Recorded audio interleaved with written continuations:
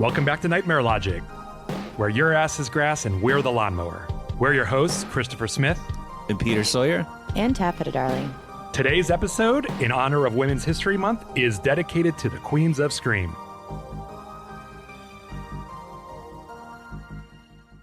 All right, guys, welcome back. What's going on? How you been? Same as usual, I guess. Writing, editing, reading. Right. All the things. Yeah, all the things.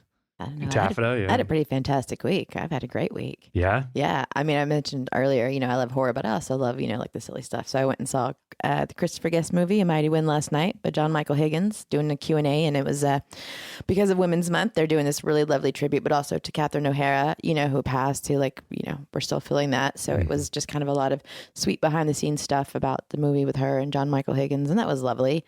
I played little video games as I do, got some stuff read, and kicked ass at work. So yeah, it's Kicked a good ass week. at work? It's a good week. Yeah. Yeah. My own work, my inner work and my personal work. Right. Making some career moves. Yes. Right on. Did you see anything interesting this week besides the Christopher Guest? No, not really. Everything's just kind of focused. Although I will say that's not true. The new Superman, Absolute Superman that's out, the Brainiac character, because in the Absolute Superman, in the Absolute world, everything's more horrific and more creepy and more kind of scary. So the debut of Brainiac is fucking terrifying. Like he is like he reminds me of one of the T2s. It's just kind of like the skeletal of it and kind of metal. And he's all just, it's very scary. And he's essentially what he does is he's just like collecting mass people, and so it's like the Blob meets like this like scary skeleton man. I don't know, I can't really describe it better than that, and I'm sorry, just go look for Brainiac and Absolute Superman 18. But that was really fucking creepy as the debut of that character. This is a good time to jump onto some of these Absolute titles because they are bringing in these villains who are just very horrific. Like Poison Ivy looks like a put together like patchwork doll. So everything is very exaggerated in like the horror sense and the horrific sense of her. It's so. That's great. And Peter, do you see much? Or yeah, I got 2 movies I can mention. I caught Cold Storage. It's directed by Johnny Campbell. He hasn't done that many movies. He's done a couple TV shows, but I know him as the director of the Netflix Dracula miniseries from a couple years ago. He did the first episode, which actually caught my attention. I thought it was the best of the bunch. And he did a great job here. What's interesting is David, I'm going to butcher his last name, Coep. Do you guys know that name? Mm-mm. Not at all. So he's a pretty prolific screenwriter. He adapted Jurassic Park as a screenplay. And in the horror space, he wrote Stir of Echoes, Death Becomes Her, I Come in Peace, among many, many other random blockbusters. But this was based on his book, and it has Liam Neeson, Sosie, I think that's how you say your name, Sosie Bacon, Joe Carey from Stranger Things, and Georgina Campbell. And it's a fun movie. I really miss these because I feel like in horror or whatever, you get the really dark, intense, moody stuff that's the A24 stuff a lot of the time. Or maybe you get something like Terrifier, and this is kind of a... in the middle of it, and it's a sci-fi horror situation where the threat is a green fungus that came from space after NASA sent something up into space, and it came back, and it's just deadly and spreads really quickly, gets contained and put into a storage unit. I think it's Oklahoma or Kansas or somewhere like that, and then there's a breach, and it goes from there. And it reminds me of... Even though if you watch this, you're like, Peter, what are you talking about? But there's something about it besides the plot that's kind of similar to Return of the Living Dead, which I liked, or the Blob, and it like had that kind of tonality where it's horror and it has a threat level, but it's kind of amusing. But it's not really funny, but it's like amusing enough. So I was pretty happy with that because I saw the trailer and was like, but then I saw it, I was like, oh shit, this is a lot of fun. Nice. So that was one. I think we mentioned that a couple episodes ago about it coming out. So I wanted to see it. So it's cool. It's fun. It's not like super heavy, but it's got some wild moments, and it's generally entertaining.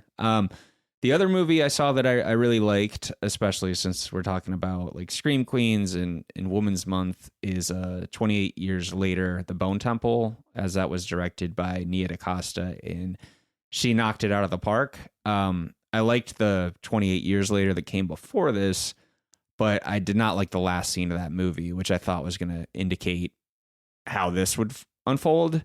But the opening scene to this just goes extremely hard and really got my attention.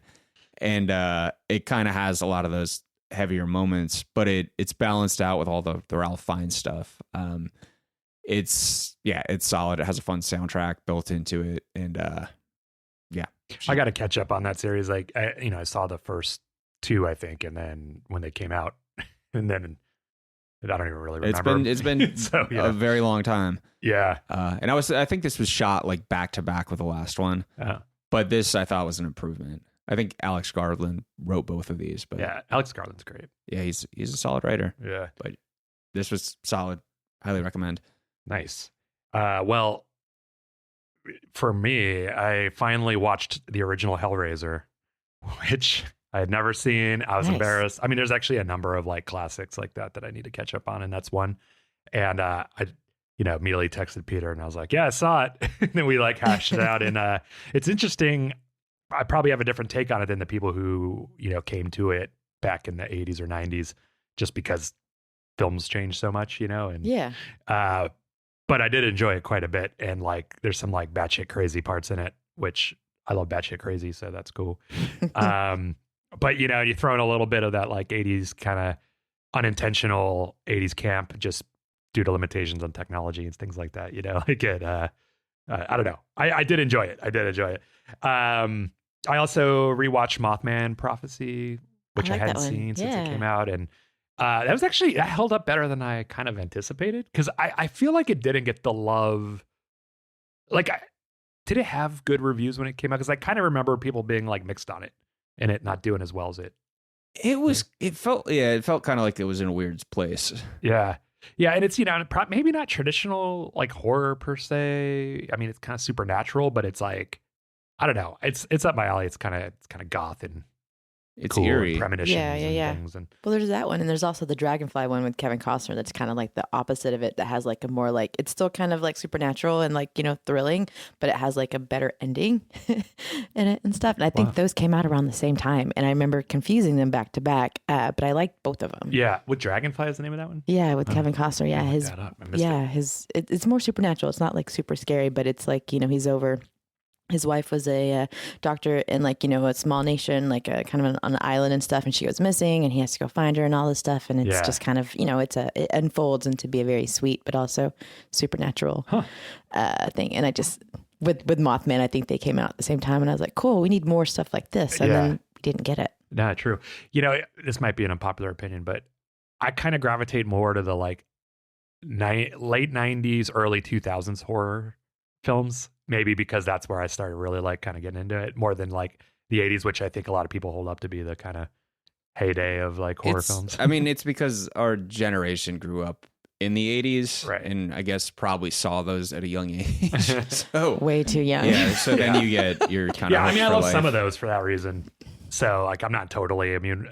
Like, I mean, obviously, I really was into Poltergeist and The Shining and things like that when I was a kid. Yes, Poltergeist 2 just scared the crap out of me more than any of the other ones. Yeah, it is. It's Reverend Kane. My goodness. He's great.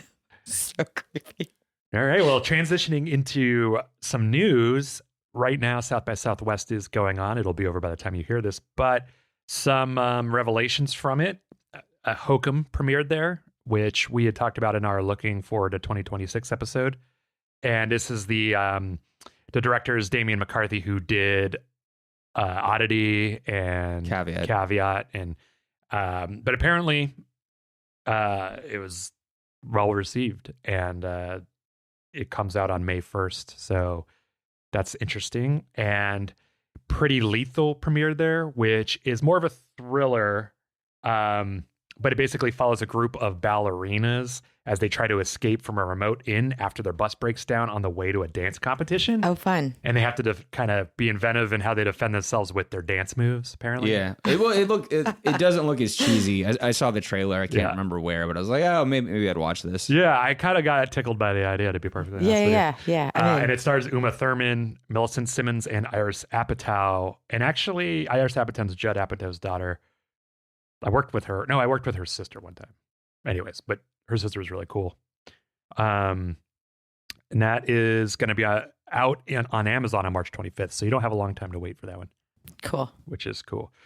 Ready or Not 2 also premiered there. And this seems to be getting a lot of praise, actually. So I didn't see the first one. Did you guys? Yeah. First one's fun. Yeah. It's cool.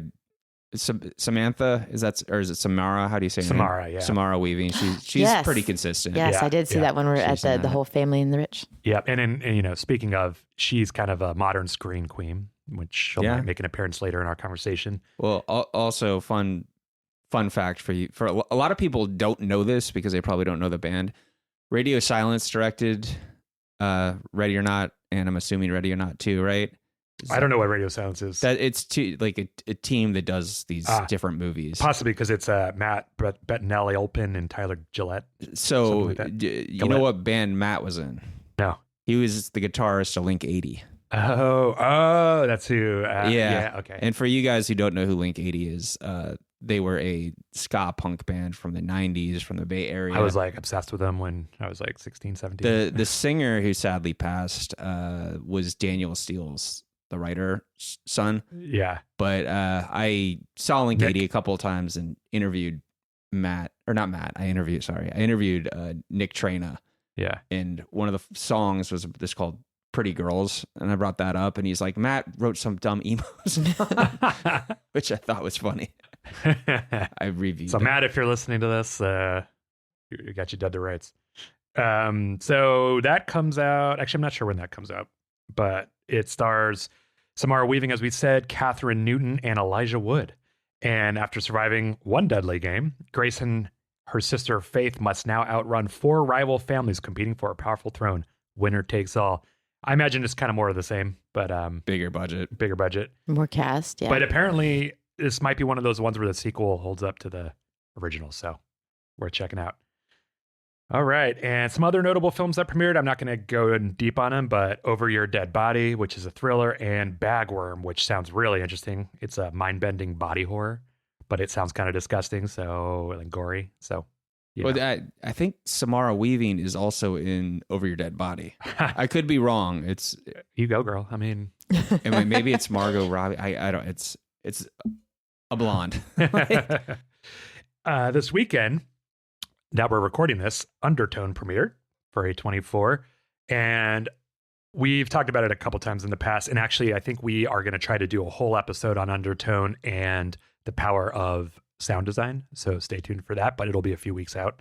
Go see it in advance. So, because we might have some spoilers and we want, you to be able to listen without it being ruined if we're going to try to avoid them. But, the point is that see it first because you'll enjoy the conversation more. But that has so far been a success that it's open to a $9.3 million, which, isn't like Paranormal Activity level success, but it's pretty dang good, especially considering it's a super indie film with a budget of $500,000. Oh, shit. All right. So, I just learned that and makes me even more interested to check it out. They're billing it as a super scary film. I have no idea, but they're billing it as the scariest film you'll ever hear. Right. That's the here's doing a lot of work there, Oh, nice. Yeah. But hey, you can get a lot of mileage out of it. So I'm eager to hear it. Yeah. And just to remind people, Undertone follows the host on an all things creepy podcast, kind of like ours. So, it's a film that hits quite close to home for us. And go check it out. So They Follow is starting to film this summer. So I'm pretty stoked to see that because I really enjoyed It Follows. That's the sequel. Buffy the Vampire Slayer, the TV show revival, is officially dead in the water at Hulu. That's too bad. Yeah. Were you a fan of the original? I wasn't like a hardcore fan, but I did appreciate like, what they were doing. It was also just, I think I was a little bit past it. I was out at that point, like, doing my thing, experiencing life and stuff. We were in when our it came out. 20s, like we weren't watching TV. I was already, but I know a lot of people who were, and I become like kind of adjacent, fans because I see people who really love it. And I was really excited to see Sarah Michelle Gellar come out with like the new actress and like introduce her. And it just seemed really sweet. And it seemed like it was going to be a good thing for young ladies and women who were fans of the genre. Oh yeah. Well, and I mean, that show is so popular and the fans are just dying for more. Mm-hmm. So it is kind of a shame. I wonder how much of that is like, I wonder why it got canceled, I guess, Yeah. It's kind of like when Tremors got canceled and they shot a pilot with Kevin Bacon, like for the series. And I was like, all right, here we go. And then no, didn't even happen. It's a shame when that happens. Yeah, totally. They should at least release the pilots, I think, just for curiosity's and sake. let the public see, let them decide. 'Cause Yeah. then you're reading the room. Yeah.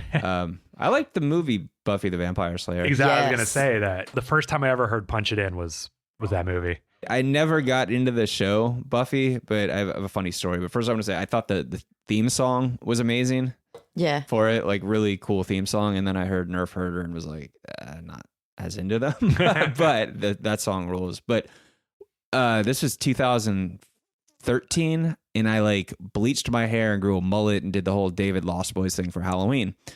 And I'm very proud of that. Probably I saw you. I came out here for a film festival when I wasn't living here yet. And I remember that haircut. And like, dude, you committed. You started that like 9 months in advance. I took it very seriously. And so when people saw it, they usually are like, holy shit, I got a lot of praise for it. And then I go to this bar, the Bigfoot Lodge on Halloween. And this guy looks at me and he's like, oh, hell yeah, you're Spike. And I was like, that Spike's from Buffy. Yeah. And I was like, dude. That's actually pretty great. Even if he knew who you're supposed to be, that would be really good. Like, no, I don't think he did. I was like, have you seen Lost Boys? He's like, what? Maybe he's drunk. Well, I mean, like Buffy is from the 90s, Lost Boys from the 80s. I'm sure probably. the Buff or the Spike look was based on the Kiefer look. Right. But I mean, come on, what a lineup. I mean, you got Luke Perry in there. And was it Jason Priestley in that Pee as Wee well? Herman. No, it was it's Paul Rubens with like Paul one of the Rubens, best dying scenes ever. Like that scene at the end where he's got the stick, and then he just keeps so coming back. Like young me was just like, that's my shtick. That's so funny. Yeah, it was really So good. good. Donald Sutherland as well. Yeah. I think the last thing I wanted to mention is there's this documentary coming out called The Thing Expanded, Yes. which I'm mentioning also for Peter's sake if he hasn't heard of it yet. I know. And It Taffeta, looks because I know you're great. fans. Yeah. So but they just released a clip from it, and we'll put that on our show notes if you want to go check it out. All right, now let's move into the main segment today, which we're talking about screen queens. Screen queens, not screen queens. I'm gonna. It's a tongue twister. I'm gonna like. You mess that say up so like, many I times. scream, you scream, we all scream for Scream Queens. There's the I'm not title even right trying there. to- yeah. So Peter's gonna take us through what a scream queen is, and we're gonna get into this. So, what do you got? Okay, so I think anyone listening probably knows what a Scream Queen is, but it's generally, and correct me if I'm wrong, because I think you guys kind of researched this a little bit too. Basically, it's an actress, often in a horror movie, who screams. And I mean, that is most basic. I Yeah. think that's definitely true. that's kind of what I've always took them as, and usually those actresses find themselves in other horror movies. Though, like, you could look at Drew Barrymore, who her performance in Scream at the opening made her a Scream Queen, even though she hasn't really like followed through in many movies like that since. But yeah, I looked this up on ChatGPT as one does when they're cramming, and then I did some Googling around and reading some articles and things like that. But it kind of seems like you said, Scream Queens. Second time I've done that. Generally, yeah, it's like there are final girls and there are scream queens, and scream queens encompass final girls in a lot of ways, but it's like really just like actresses that have appeared in more than one horror films, and they could be in several different roles. But then when I came at it from a different way, and I thought this was really interesting, it said like the main difference is that a scream queen tends to be the first one that dies and is more like sexually promiscuous and more bold and then usually has like a memorable death where a final girl is the one who's like more more coy or pure and usually outsmarts the bad guy. So I thought that was kind of an interesting way to look at it too. It's like these two different archetypes of females in a horror film. And sometimes they're the same. And sometimes they're the same. You got Neve Campbell in just the original Scream series. That's a really good point. But I feel like all the lead actresses in the original Scream, you could say, are Scream queens. Totally. I mean, I think it probably applies to most women in horror movies, but I think a key part is that they become a queen when they do more than one. Like, because you know what I mean? They're well, like I mean, horror. it depends. I'll expand on that. No, that's fine. I mean, let's hash it out. Let's debate it. I'm not sure there's a real answer here, is there? I mean, all right. Let me ask you guys this: what comes to mind when you think of a Scream queen? Which actress and which role? Fay Wray, King Kong. Okay, and that's like the original. That's considered the OG. Yeah. What about you? That's Oh man, I mean, my mind goes to like the kind of the 80s, like Jamie Lee Curtis or Linda Blair. Like, I mean, not 70s, I guess, but you know what I mean? Like those kind of, because I don't know why, maybe I'm wrong in this, and I said this earlier, but in my mind, kind of the like peak of horror, like when it really came to its own was like late 70s through the 80s. So I just think of the classic women from that, era. In my mind, I always go to Janet Leigh as Marion Crane in Psycho. Yep. But the funny thing about that, like as I rewatched that clip, is I'm like, I couldn't tell you what her scream sounds like. I hear the Rick, but I don't think she's screaming. Yeah, she is. Oh, so it's kind of interesting. But what's really funny and interesting, you brought up Jamie Lee Curtis. So Jamie Lee Curtis, I would say, is a Scream princess because she is Janet Leigh's daughter in real life. Mm-hmm.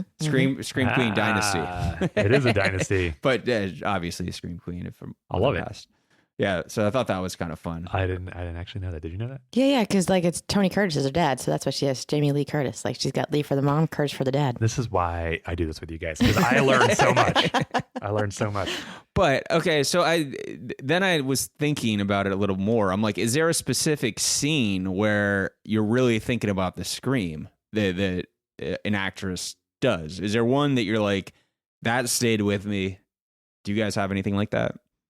What is it? The Bride of Frankenstein. Her scream. Did she have one? Elsa. I can't think of her name. Her last name right now. It's more. Is it a shriek? I thought it was more of a. I guess so. Yeah, but that comes to mind though. And I guess for me, like whenever I'm like, and you're right, because now I'm not actually listening to the screams. It's more of their faces, And I think that's what draws me. And I think that becomes like the main thing for me, because like I can't actually hear the Bride of Frankenstein, but I can like see her like face where she's like trying to like scream, I guess. Well, here's something interesting. So Chris, you brought up like the 80s being thinking of Scream Queen. So Linnea Quigley, Return of the Living Dead and Night of the Demons gets that. But me growing up on punk rock, right? I listened to this band, the Quincy Punks, and they have this song called Tina about Tina from Return of the Living Dead. It's like, if you really love me, you'll let me eat my brains. Yeah. Let me eat your brains. And so I've listened to that song millions of times, but it has a sample from the movie. It does. Yeah, it's so good. And it's Tom Matthews' character, Freddie, telling Tina he wants to eat her brains. And when she says, like, get away, the way her voice just shrieks. That's like the one that I had to think about this. I'm like, that's the scream I know more than any other only because we listened to that album on repeat, right. So I thought that was funny because she's that actress is Beverly Randolph. So I know her scream because of that sample in the movie. Actually, why don't we take a minute to listen to that right now? Tina, it was wrong for you to lock me up. I had to hurt myself to get out. But I forgive you, darling. And I know you're here because I can smell your brains. See? And now you made me hurt myself again. You made me break my hand completely off this time, Tina. But I don't care, darling, because I love you. It's funny. But if I had to think of like what because I really had to put thought into this because I'm like seeing so many of these. You're like, what screams really jump out at you? What, like there's a lot. And so the one scene with some really intense screaming, it's also like a wild performance, is from Isabel Adjani, who's in the movie Possession, in the subway scene. It's like a 2-minute scene of her breaking down, going all in from fits of laughters, and they turn to screen. She's like smashing a grocery bag and just breaking down, but it's like a really powerful moment. I was like, that has earned that title, I would believe. Yeah, I think maybe what you're implying, probably unintentionally in this part of the discussion, is like that, screaming is actually like a pretty hard thing to do. Yes. Like convincingly. And we learned this firsthand working with an actor who like, just like that wasn't his thing. And we were trying to get a scream out of him. And like, we had to like go back and do pickups and try to get a scream. And it never really even got there, to be perfectly honest with you. But, so if you're really good at screaming, and it can be like iconic and like, and it's a talent. Yeah. I actually was looking that up yesterday. I was like, how many of these ladies, it's their voice? And a lot of them it is. I couldn't find out who they, used, not a Wilhelm scream, but like a scream over there. Well, Peter and I both used to scream in punk rock bands and me in hardcore bands and stuff. I guess, I don't know if you would call the scare hardcore or not, and it's a skill. Like you got to like practice it. And, we tended to use, I'll say we in the like royal sense of like hardcore bands, you kind of use the mic to your advantage and kind of get some distortion out of that. But like, when you really are screaming, it like hurts, if you're full throated, like terror scream, it can be painful. Yeah. Well, what's funny is I know someone who directs movies, and they called me up because they couldn't get the actress couldn't scream in their movie. So he was like, Peter, do you know any singers who could do this? And I recommended one that I guess he didn't go with, whatever. He found a solution to it, but it's just kind of funny because he's like a scream double. Yeah. That's funny. You got to call in a scream queen for that then. Or a singer in a hardcore band.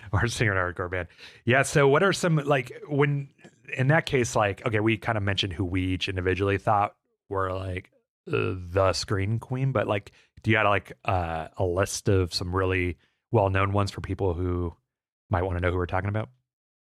Yeah. You have the modern day ones, Mia Goth, right? Mm-hmm. There's even a clip of her online, like being interviewed where she's like doing different screams, and she's like, this one's better, right? Yeah, she's great.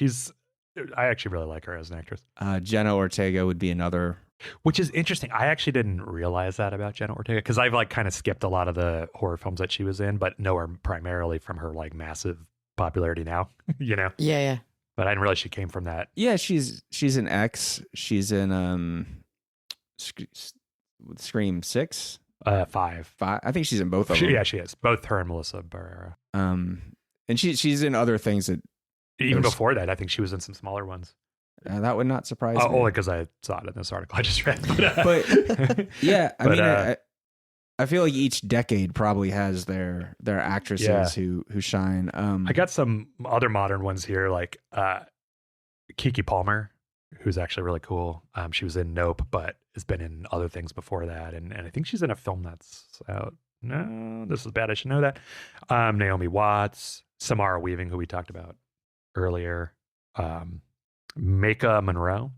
Yes, from It Follows. Yep. And I wonder if she'll be in They Follow. Probably not. They'll probably like go a different direction. And then Melissa Barrera and Anna Taylor-Joy. Yeah, those are. What about more like classic ones you got?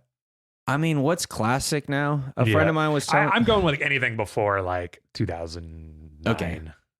A friend of mine was like, I'm coming to California to buy a classic car. So I thought he was like thinking of a Plymouth Fury. He's like, no, a 1990 Suburban. And I was like, that's a classic car. Yeah, it is. Oh. It's the way 25 like years now at this point. It's like classic rock is no longer the Rolling Stones. It's Nirvana and the Red Hot Chili Peppers. Right? It makes you feel old. Well, I got another list of classic ones I could read real quick if you Go for think it. it's worthwhile. Okay. Well, we mentioned a few of these already, but Jamie Lee Curtis, Barbara Crampton, Sigourney Weaver, Linda Blair, Sarah Michelle Gellar, which, I mean, she's like 90s, but I'll put her in the classic. Adrienne Barbeau, Lynn Shay, Dee Wallace, Heather Langenkamp. Oh yeah. Langenkamp. Yeah. Nightmare on Elm Street. Yeah. Definitely and one Janet of the Leigh. old ones. I guess Jennifer Love Hewitt's definitely like late 90s, early 2000s. isn't Yeah, she? I know what you did last summer. But Yeah, like, like all what that. else did she do besides that? I guess that's it. But that's a pretty big legacy though. Right. It's just like the. I mean, they're still making those. So, Yeah, didn't she come back? Right? Did she come back for the I most think she recent one? was made I don't know if she was like the star, but I think she had a role. Like a role in it. Yeah. She's got a lot of scenes where it's just herself yelling for people to come after her. She's got some lungs. That's right. Would you ever be a screen queen? I've got a pretty good scream. I've got a pretty good cackle. So probably. Yeah. Yeah. What about you, Peter? Would you be a scream king? Jesus, I hate that term. It's like, why is that? Of course it has an identity for a guy who screams in a movie. I mean, the only one I can think of is Bruce Campbell, but maybe No, there's more. I was thinking of screams, and I'm going through them. And Pet Sematary, the guy who plays the doctor, I don't remember the actor's name. He has a couple great screams when Gage gets hit, his kid, by the truck. But I think it's in the very ending. Less about the scream and more about like who are like men that have been repeatedly in horror films. I mean, there's a lot. They pop up differently because there's like character actors who do it. Right. But I feel like it's like a uniquely woman thing. Like because the victims in horror films tend to be women. So like, I don't know. Like Maybe Nick Cage. Like I feel like that guy can Yeah. scream like the bees in like He's his like- Wicker Man remake. Jesus. he's his own can of worms. He's just a great. screamer in general. And I know it's not like necessarily like a scream king. I guess it's just more of an instance. But I do like David Naughton, like when he turns into his werewolf in American Werewolf in London. That's some like, deep bowel, like screaming in pain. That's really cool. Yeah. Yeah. I mean, I think what's interesting, I guess, is that and since we're recording this this will air the last weekend of International Women's Month, is that it is interesting that this is like kind of an an area of film where women kind of rule, in a way. It's like, for good or for bad, I'm not sure, but like it's, it's like, it's a lot harder to name scream kings and the question is if they even really are a thing. Whereas, there are lots of women who've made careers in horror films and like, done really interesting stuff and then we remember them, Well, it get me thinking. I'm wondering what horror movies do not have screams in them.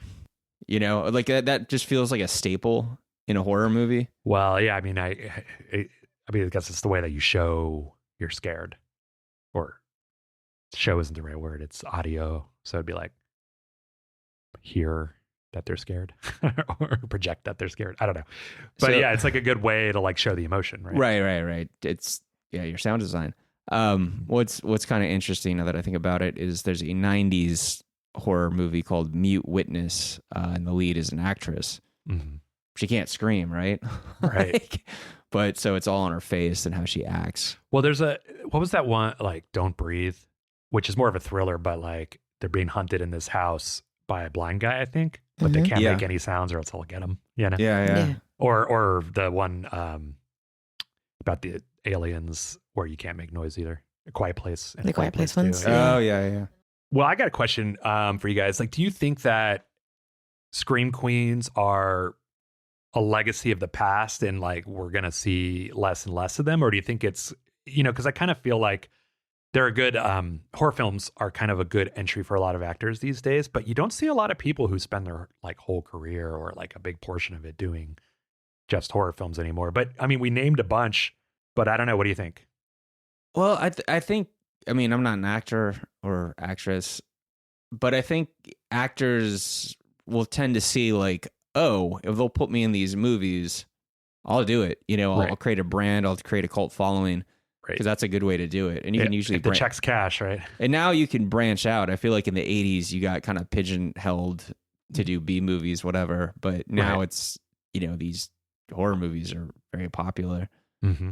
Mm-hmm. Also, horror is like probably hotter than it's been in a long, long time. Like it's every week there's like 2-3 horror films that come out. Yeah, it's kind of interesting because I've always thought horror was popular, even though it wasn't, or maybe I can't see the forest from the trees type thing. Well, but I mean, like it's in a way, with A24 and Neon, all these things, I think they're really elevating.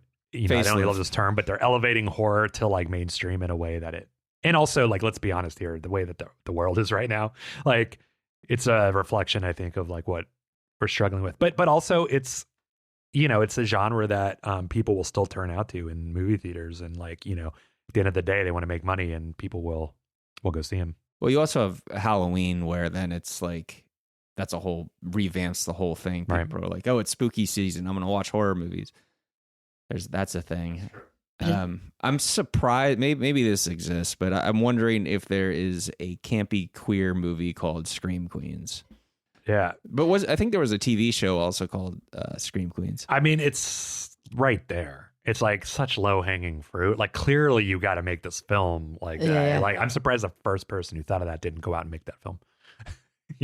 Right? It's just like waiting there for the taking.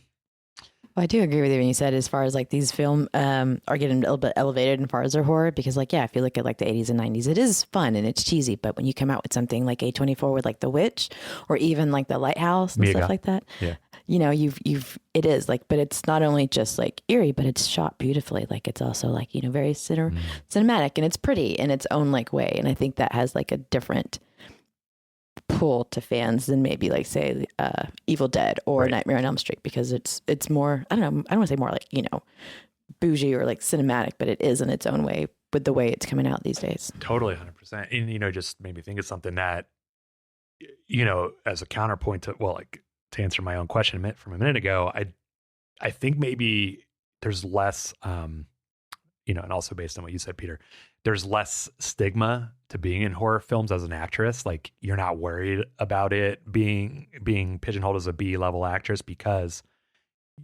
these films are now like A-level material. You know what I mean? So It's actually a good way to show your acting chops or do something interesting. And also, a good way like for women to have a starring role earlier in their careers where they're not often offered that.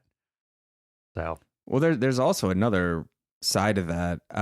Even if you're doing the more low budget stuff, a lot of horror actors have horror conventions they can go to and stream an income that way. Yeah, that's a good point. A bit about, you probably both do. Why don't you talk about how a lot of these scream queens from the 80s are, getting by these days?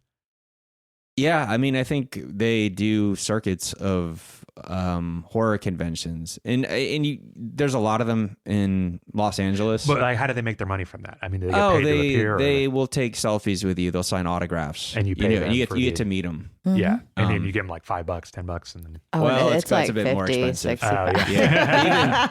even in the early 2000s, I think it was like kind of $20. But yeah. I remember one of the first ones I went, Linnea Quigley from Return of the Living Dead was there. So I was like, holy shit, I get to meet her.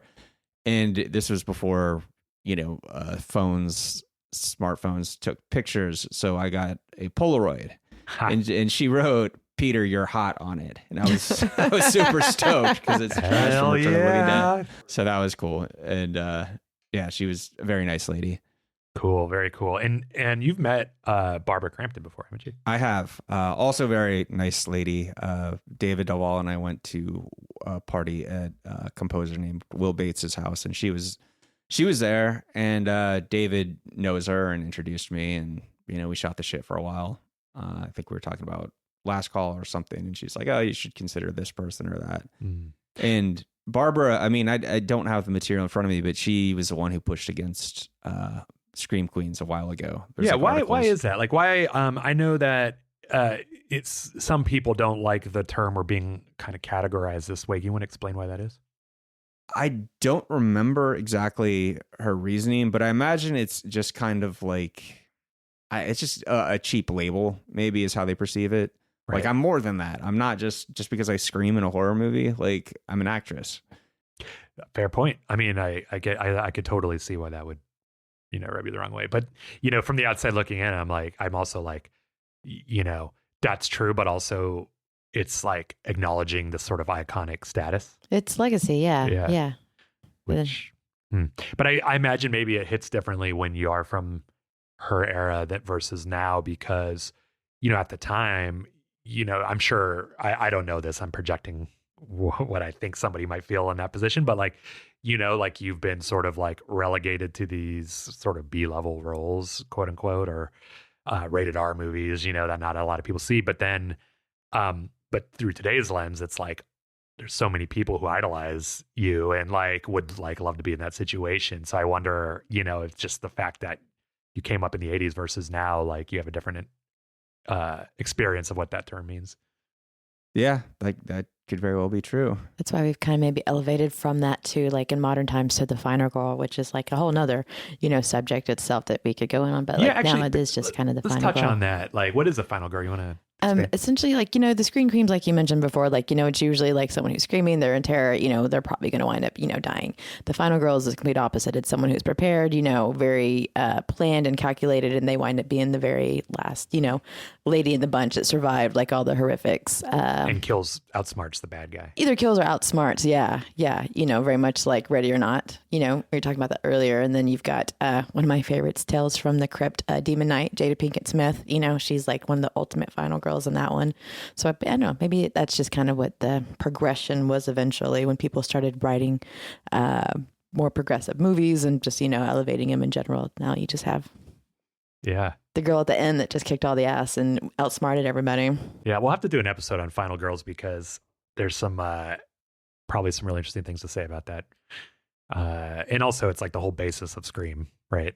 Yes. Well, no, Scream, I would say the basis was kind of like parodying slasher movies. Well, yeah, but it's like meta. they lean into the idea of the final girl, like they talk about that often. And the right? roles, yeah. In the jokes and stuff. Well, that's also an interesting thing because that I think was kind of a pattern that people picked up on. I don't know how often a screenwriter would sit down and be like, this is going to be the girl who's going to survive this. They might just be like, oh, I need a babysitter. Usually girls are babysitters. Is she going to live or die? I don't know. Third draft. Okay, she lives. Like there might not be as much thought. Now there probably is because we're so self-aware. I'm going to push back on that. I imagine the studios or in funders and stuff are like, you can't just kill everybody in it, particularly in the 80s. Like they're going to be in earlier. You always have the hero survive, not the indie stuff. And how like Halloween was the one I was referencing because that's I don't know what Carpenter had in mind, but right. I would guarantee that he's not like thinking I'm going to create this trope or I'm going to focus in on a trope.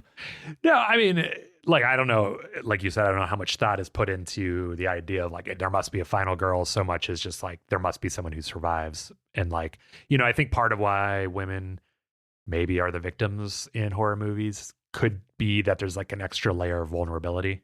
Cause like from like a, particularly in the 80s and stuff, like you're looking at it from this, like, they're not as quote unquote strong as men, from like a muscle. So it's like, you gotta rely on something else, right, to get out. Whereas like it would be a little less interesting if you're like two tough guys. It's just like an action film, I guess, at that point. You know what I mean? Like, I don't know. Right.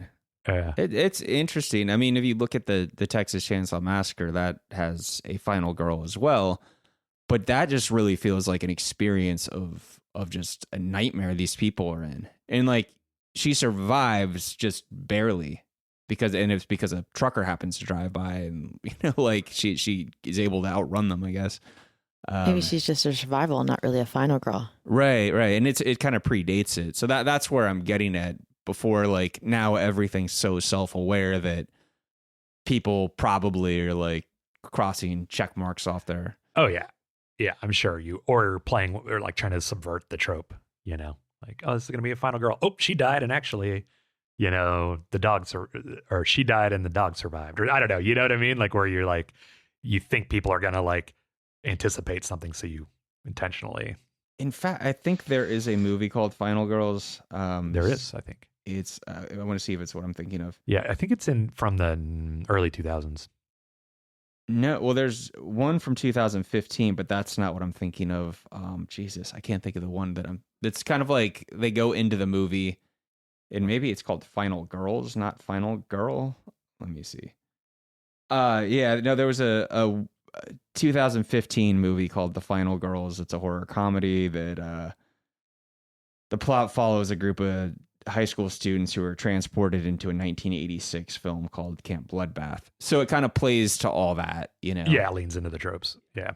Yeah, and, you were saying something about the... Oh, yeah, I was just going to circle back to Hellraiser because like, oh, yeah, I guess she is, like, again, just, like, outwitting him and doing, like, the puzzles and stuff to, like, be smarter than him. Right. You know, what was interesting about the Hellraiser one, the final girl in Hellraiser, she is actually not that present in the first half of the film. She kind of comes in at the end, you know, like she's actually not involved with the haunting until she just like shows up like for the like climax basically. But you're right.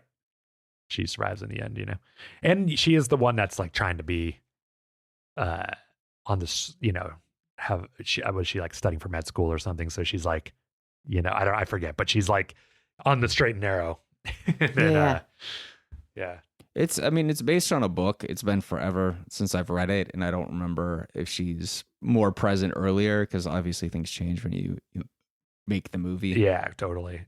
Yeah, and I mean, to be fair, the way it's written, there's not like a lot for her to do in the first half of the movie. So like, you know, that checks out, but like, it seems like it just sets it up to keep going. Yeah. Yeah, I just feel like in the 80s, like, you know, now all the films, like, not all of them, but a lot of films follow the save the cat kind of structure. But a lot of times in the 80s, like horror films, they didn't really always do that, you know, because she's the final girl, but she wasn't really the main character. Right. I mean, it just depends how the story shakes out. Totally. But it really depends because now it's like you've seen so many of these things that by osmosis, people pick up these, you know, what they're watching and absorb it and then reproduce it, whether they mean to or not. So here's a terrible movie idea. It's like they should make a Final Girl movie where it's all the final girls from all these famous horror franchises are pitted up against each other. No, they're like kind of like a battle royale kind of. Yeah. Genius. All right, Peter, write it. All right. Well, I feel like that's a good spot to leave it.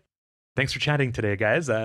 Do you have plans for this week? Anything fun coming up or anything you're going to watch or read or anything like that? Well, I forgot today that today is the day we're supposed to beware of as it's March 15th. That's right. The Ides of March. You finally do get your March of Ides. The Ides of March. So beware of some Ides.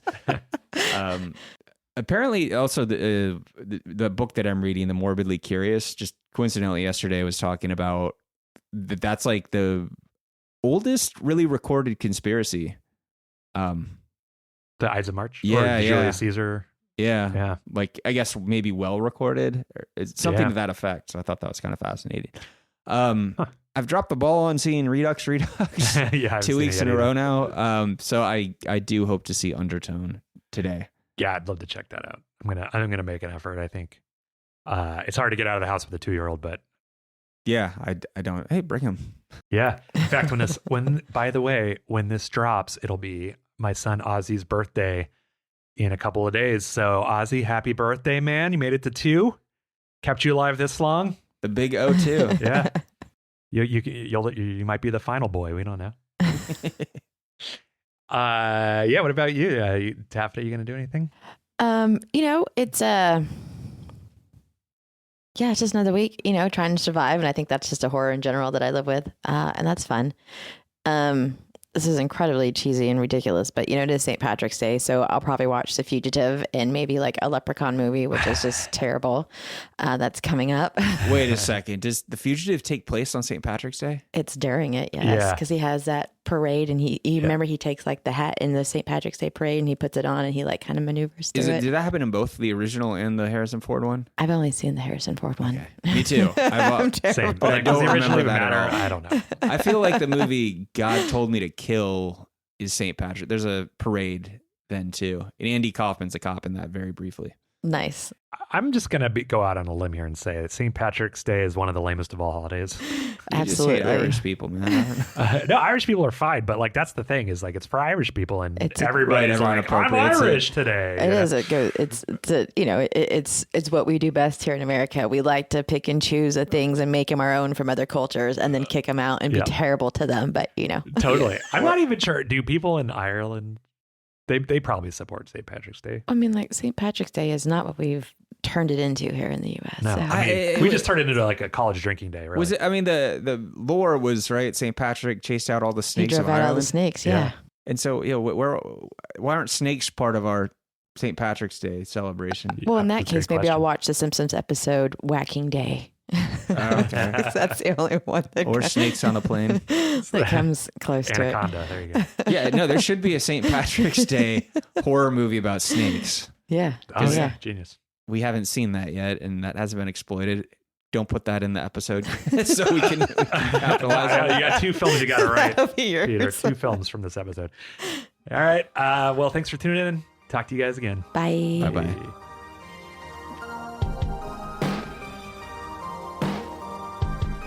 Okay, that'll bring us to the end of today's episode of Nightmare Logic. We hope you liked our conversation about the Queens of Scream. For today's show notes, you can go to our website at nightmarelogic.net.